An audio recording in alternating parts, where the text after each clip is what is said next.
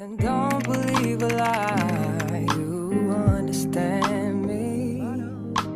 Walk her down the valley, pack a piece of heaven for the bottoms of her feet. Teach her how to jump and how to stretch when she... Hi guys, welcome back to my channel. If you're new, my name is Christy. Make sure you go ahead and hit that subscribe button. Follow me on social media, it's in the description box down below.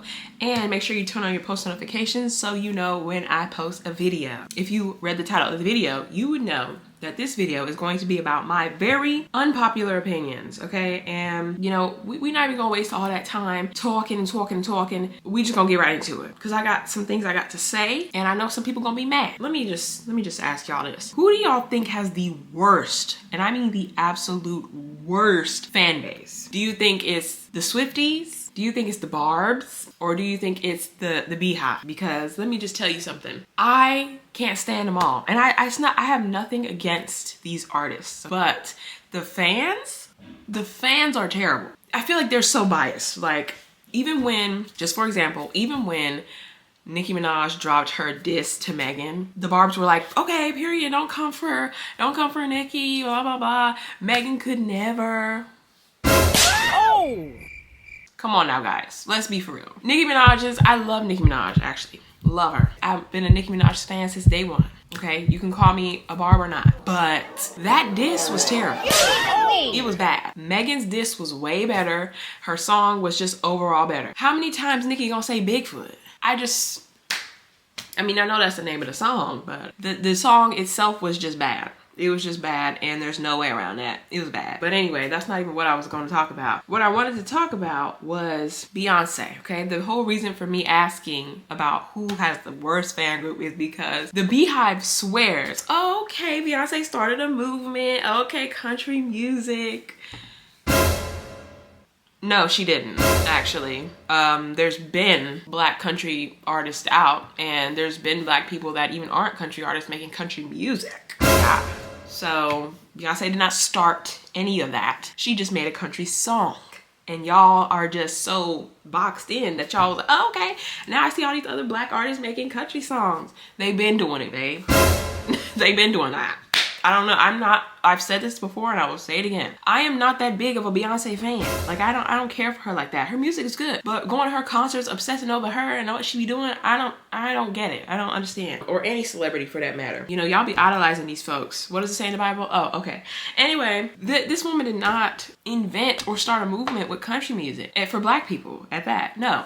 Like, we was talking about K. Michelle. She been wanting to do country music. She been doing country music. But then when she posts her new country song, you're like, oh, she just trying to copy Beyonce. No, honey. Let's move on to the next. Ooh, this one's gonna be a whirlwind. There is a woman on TikTok named REESATEESA. I don't know if you guys have watched her 50-part story time, but if you haven't, you probably should. I mean, it's interesting. I watched it. I watched it with I Am Zoe because he made it fun. REESATEESA was basically, if you haven't watched it and you don't want any spoilers, you might want to skip this part. REESATEESA was married to a man named Legion. And if you didn't know, Legion actually did an interview and it's on YouTube. Oh! And let me just tell you something.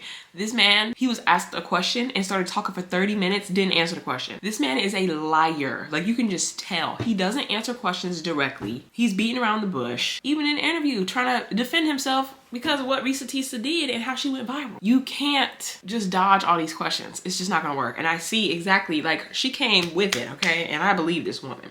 But anyway, I have some notes here on my phone. Oh, yeah. If you don't know, skip this part. But what happened to her? Oh, honey, I feel for her. But let me say, like, especially her miscarriage, that was terrible. That's something that is very traumatic to go through. But I'm also a person, I've said this before too, I'm also a person that believes in signs. So if God is trying to show you something and you're not listening, he's gonna make you be like, hey, maybe you should stop now. Hey. Each time you try to keep going, he's gonna have like a roadblock, right? And I think that this was one of those things where God is like, this man is not for you. And this is not the perfect match that I made. Like, this is not it. This is not a good match for you. You don't need to be tied to this man in any type of way. So that's why if you watch the story time, you know, they're not really tied financially. They're not really tied with a baby, a child, none of that stuff. So I thank God for that, because that woman went through it with this man. She didn't even know him for real. She didn't know him at all. We all know, if you watch the story time, we all know this woman got married way too quick. Like, even she was telling the story time, and she was like, okay, we went, we were supposed to go on a date, we were talking, we matched on Hinge, whatever, we were supposed to go on a date. Then 2 weeks later, they're quarantining together with COVID. So this man is now living with you, staying with you. Then it's like, she didn't give a timeline, but it was like quick, like it was like marriage. Like, he just plopped the ring on the table. Here you go. We doing this or what? He didn't even propose. He said, we doing this or what? Red flag, okay? First of all, there's a whole lot of red flags. Because when she matched with him on 2 different dating sites, the names were different. Red flag. And it turns out this man has schizophrenia and I think something else. I will put the video in here somewhere at some point after I'm done talking. Who the fuck did I marry? New update. Today is Monday, February 26, 2024. Earlier today, Legion's older brother, Chris, reached out to my friend, Tracy Tripp, an attorney here in Metro Atlanta. He called her firm to ask how he can get in contact with me. Tracy, being the friend that she is, basically had the attitude of, I don't know you. You're going to have to verify. Remember, trust, but verify. Chris did exactly that. On the phone, he verified, because I was on speakerphone when she called me, that he was in fact the older brother. I felt comfortable. I called him from my personal phone. I called him at 2:16 p.m. Eastern Standard Time. He and I spoke, and there were 2 things that he asked for me to clear up. Here it is. Number 1, Legion's mother passed away first. His father passed away a few years later. It was at the father's funeral that Legion brought his ex-wife, and apparently there was an altercation of some kind between Legion and his older brother. They have not seen each other since the father's funeral. The information that I initially gave in my 50-part series was that they have not seen each other since the mother's funeral. So I want to clarify, they have not seen each other since the father's funeral. Secondly, Chris wanted me to also let you all know that their parents, though they are passed away, the parents did everything they could to get Legion psychiatric help. At one point, they were taking him to different therapists and psychologists. He's been diagnosed as a kid with both bipolar and schizophrenia. I did not know this. Chris informed me today, Monday, February 26th, during that phone call, that their father came out of retirement to help pay for the medications. And as Legion got older, he refused to take them. Did not know that. I say all this to say that Chris gave me permission to go ahead and relay this message to everyone to clear up some things that were said in the 50-part series. He also had a message for me. He said, we support you. The family is not mad at you. We've known how he is for years. You can expose that motherfucker. So thank you, Chris. I told him I would make this video to clarify exactly what he said. And he told me that if you or any friends know the family personally up in Philly, Chris has a message for you. The captain is loose. Apparently you all should know what that means if you know the family. I say all this to say again, I take responsibility and be accountable for the series that I put out, that 50-part series. So if I said something that was incorrect, I have no issue making sure that I correct it as best I can. However, let me be very clear, ladies and gentlemen. I know what my ex-husband put me through. I cannot speak for anyone else. I can only speak on my experience. I realize that this story sounds absolutely outrageous, but it's true. I filmed it the way I did for a reason, because it's true. I gave you details because it's true, and I stand on that.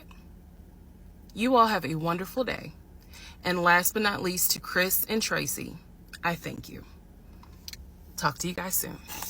Like I said, she got married too quick. I think she was just desperate for that love and that marriage. And like, yes, it's finally me, girl. It's finally my turn, you know? Like, I'm getting married. I'm doing it. You know, I got my man. That type of thing. Especially because he was paying her bills, like she said. I'm sure that any woman would be happy to have a man, you know, paying the bills. Like, I get it. But she has so many signs that she could have looked at if she just wasn't so desperate for the marriage, for the love, right? Let's get into the next topic of conversation. Now, if you have not watched Mea Culpa on Netflix, you might want to skip this part too. The new Tyler Perry movie on Netflix, good. It's good, okay? People were trashing it, and I don't think they should have been. Like, it's really not as bad as people were trying to make it. I will say that it did not give Tyler Perry, you know, it didn't give Diary of a Mad Black Woman. It didn't give Medea's Witness Protection. It didn't give that.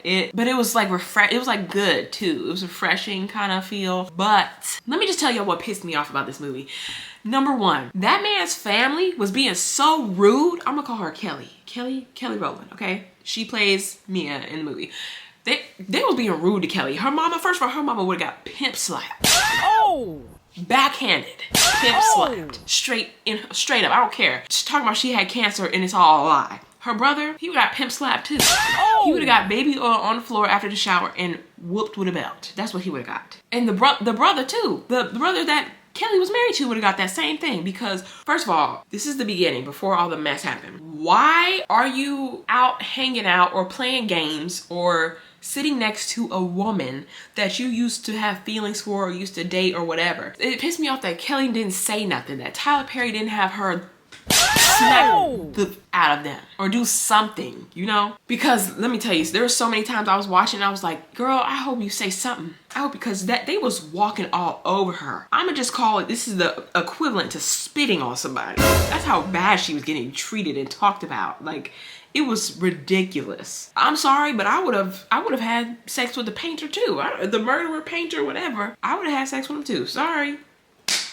Why he look into your soul like that? The way he was looking at her. Girl, we knew you was feeling him from day one. Let me eat this peach ring. This movie had me question a lot of things, especially at the end. I feel like if this was made a series, it would have been way better. He could have put more detail into it and more, like, have more time to get like all the action and all the parts that we're wanting to see. It first starts off as, okay, this man possibly murdered somebody and Kelly needs to represent this man, right? But throughout the movie, we're barely seeing that part. Like, we didn't see no courtroom action. We didn't see that woman that he supposedly killed to the end. Like, I have so many questions. I don't even know where to put it. Did Kelly's friend, did she die? Did she end up dying? She found the girl when she went to wherever she went, the Dominican Republic or something. She found her there. Okay, but was she paid off? Like, I want the details. How did this setup even start? That's the question. Not if he killed her, because we know that she was not really dead. But what happened? Did she get paid a lot? They should have had that in the beginning, like the setup. They should have had like the brother and the mom and all them and this man and this woman meeting or something, doing the deal, and then we're like, who are these people? And then we see the brother and we're like, okay, and then we see the woman and we're like, oh, you said that he killed her? No, we just saw her get paid off for, yeah, that, you know what I'm talking, you get what I'm saying? I just feel like that would have made it. That would have made the movie a little bit better, okay? That would have made it for me. And a lot of people might get mad at me for this. A lot of people might, but it's okay. Tyla won a Grammy, okay? Tyla won a Grammy for her song Water. I can't sing it. I really want to, but YouTube is so strict, I'm not gonna do it. That's a huge accomplishment and I really congratulate her. But her winning over Burna and Davido is crazy. Clock that T. Clock it. Clock that T. Clock it. Clock that. So whoever decided that should really be put in handcuffs and put in jail. I mean, if you get it, you get it. If you don't, you don't. Water is a good song. It's a hit, so I get it. But I don't know. Let me know what you guys think in the comments. Like, I just think, I don't know. Don't shoot me. Don't shoot. Last topic of the day, and I think a lot of people can agree with me on this one. We are on these sites every single day. I'm gonna just read my notes like word for word almost. We're gonna talk about social media. Social media in general is filled with people that want to make something out of themselves, whether that be as an influencer, an entrepreneur, or doctors are even posting stuff on Instagram, Reels, and TikTok and all that. But it's getting tiring seeing everyone try to do the same thing. I feel like social media a long time ago used to be more creative, more authentic, more original. You know, people were being themselves and it was fun. And now it feels fake. It feels like everybody is really trying too hard to be that famous person, you know, that well-known person, which is like I said, I get it, because I'm one of those people. I'm up here doing YouTube, I post on TikTok, I post on Instagram Reel, I post on Instagram. I get it. I really do. I understand. Because I've copied people too, you know what I'm saying? So like, chill. When it was back in the Vine days, I feel like it was so much more real. It was so much fun to even just watch other people. And now it's like we're always seeing the same type of content. You know, I just want people to go back to being original, putting their own twist on the content. It don't have to be exactly like other people's, you know what I'm saying? Like even some people's edits are like the same. Like I feel like being a creator, being an influencer is about bringing that creative side out of you, because you're a creator. So you got to get creative with it. I just miss those days. That's all. This is most likely just a rant for me, but that's all I'm saying. Actually, I take what I said back earlier. I don't even post on TikTok no more because I just feel like, why? I'm not even gonna lie, I just kind of gave up. And now I got TikTok popping up on my phone. Oh, they gonna ban it. That don't even make no sense. That's a topic for another day. We got so much more issues going on and y'all worried about TikTok. But like I said, that's a conversation for another day, another video. Girl, I've had so much on my mind, and if you like these videos, let me know, because I have so much other things I could say about so many other things. Like I got so much up here. It's crazy. Oh, she got something to say too, I think. You got something to say? No? Oh, okay. Well guys, I hope you enjoyed this video. If you did, go ahead and subscribe, like, comment, let me know what you're thinking. Follow me on social media in the description box down below, and turn on your post notifications so you know every time I post a video, boo, okay? And I will see you guys in my next video. Love y'all so much. We're on the road to 2K. Bye. God, won't you send me a break? Cause I need to get away, yeah. Dear God, won't you send me a break? Cause I need to get away.